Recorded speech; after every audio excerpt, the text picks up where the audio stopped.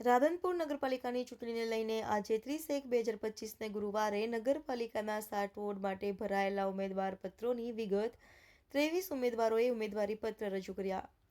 રાધનપુર નગરપાલિકાની ચૂંટણીને લઈને રાધનપુર નાયબ કલેક્ટર કચેરી ખાતે કોંગ્રેસ દ્વારા ઉમેદવાર રજૂ કરી, જેમાં 15 ઉમેદવારોએ ઉમેદવારી પત્ર રજૂ કર્યા, જેની અંદર કોંગ્રેસના 15થી વધારે ઉમેદવારો હોય પોતાના ઉમેદવારી પત્ર રજૂ કર્યા, જેમાં વોર્ડ નંબર 7ની અંદર રાધનપુર શહેર કોંગ્રેસ મહિલા પ્રમુખ જ્યોતિબેન જોશી અને વોર્ડ નંબર 6માં સુરેશભાઈ જોશી અને અન્ય કોંગ્રેસના કાર્યકર્તા હોય પોતાના ઉમેદવાર પત્ર રજૂ કર્યા હતા.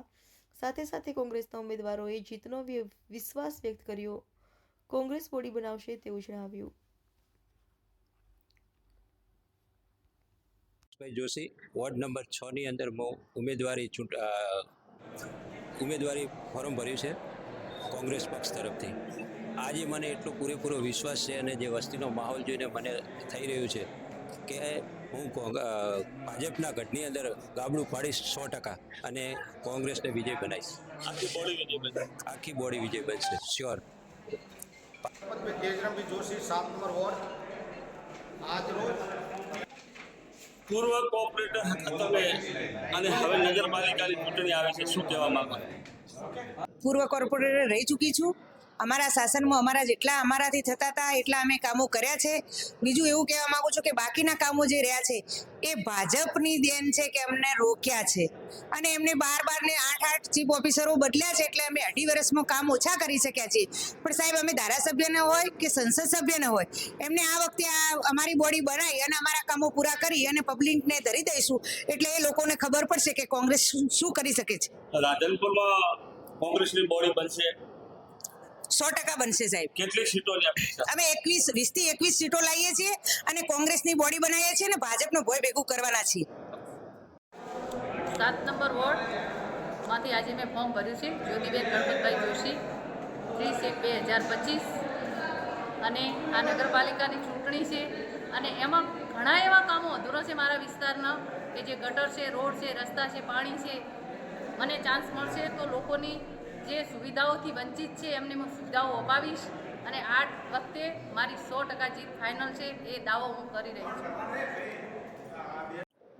નગરપાલિકાની અંદર કોંગ્રેસના 15 લોકોએ ફોર્મ ભર્યા છે, હજી બીજા પક્ષોના ફોર્મ નથી આવ્યા અને આમ આદમી પાર્ટી પણ મેદાનમાં આવી છે. તો આમ આદમી પાર્ટી કોને નુકસાન કરે અને કોને ફાયદો કરે? રાધનપુર શહેર કોંગ્રેસ સમિતિ દ્વારા નગરપાલિકાની ચૂંટણી માટેની ફોર્મની પ્રક્રિયા ચાલુ થઈ ગઈ છે. આજના દિવસ સુધીમાં 15 ફોર્મ ભરાયા છે. બાકીના ફોર્મ અમે લગભગ 31 તારીખ સુધી ભરી દઈશું. રહી વાત કોઈપણ પક્ષ ચૂંટણી લડી શકે છે, ભાજપ હોય, આમ આદમી પાર્ટી. કોંગ્રેસ એના કામ, એની વિચારધારા, એને કરેલા કામો વૈશ્વિક રીતે અને નેશનલ લેવલની આ પાર્ટી વર્ષોથી રાધનપુર કોંગ્રેસની વિચારધારાવાળા લોકો રહ્યા છે, ત્યારે દરેક પાર્ટી પોતાની રીતે ચૂંટણી લડશે. કોંગ્રેસ એની મજબૂતાઈથી ચૂંટણી લડી અને ફરી એક વખત બોડી બનાવશે એવી અમે સંપૂર્ણ આશા રાખીએ છીએ. કેટલી વખત હેટ્રિક મારશે કોંગ્રેસ? પૂરી શક્યતા છે. જે રીતનો કાર્યકરોમાં ઉત્સાહ છે અને નગરજનોમાં છેલ્લા 2 વર્ષથી વહીવટી શાસન હતું, કામો થયા નથી. ભૂતકાળમાં પણ જે વહીવટી અમને અડચણો પડી, આ બધું જોઈ અને લોકોએ બીજેપીમાં પણ ભૂતકાળમાં વિશ્વાસ મૂકેલો, પણ કોંગ્રેસે કરેલા કામો ઉપરથી અમને એવું લાગે છે કે ફરી એકવાર કોંગ્રેસ હેટ્રિક મારશે. કેટલી સીટો આપશે? સીટોનો એક્ઝેક્ટ આંકડો આપવો તો મુશ્કેલ, પણ સંપૂર્ણ બહુમતી સાથે અમે બોડી બનાવશું એવી પૂરી શ્રદ્ધા અને વિશ્વાસ છે.